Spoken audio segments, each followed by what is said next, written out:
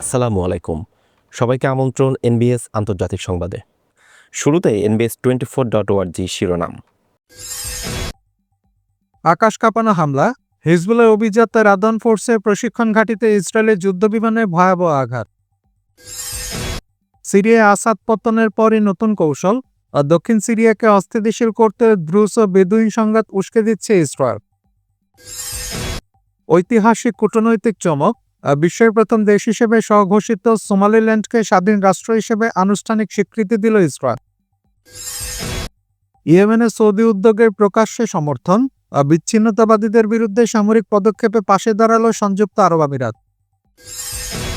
বৈশ্বিক ভাবমূর্তি সর্বনিম্ন, মানব সহানুভূতি, জেনারেশন জেট এবং পণ্য রপ্তানি সূচকে 50টি দেশের মধ্যে সর্বশেষ স্থানে ইসরায়েল। ইউক্রেন সংকটে ছাড়ের ইঙ্গিত, দনবাসবাদে কিছু ভূখণ্ড বিনিময়ে রাজি হতে পারেন পুতিন, তবে শর্ত কঠোর। এবং তাইওয়ানে $11 বিলিয়ন অস্ত্র চুক্তি, বোয়িং সহ 20 মার্কিন প্রতিরক্ষা প্রতিষ্ঠানের উপর চীনের কঠোর নিষেধাজ্ঞা।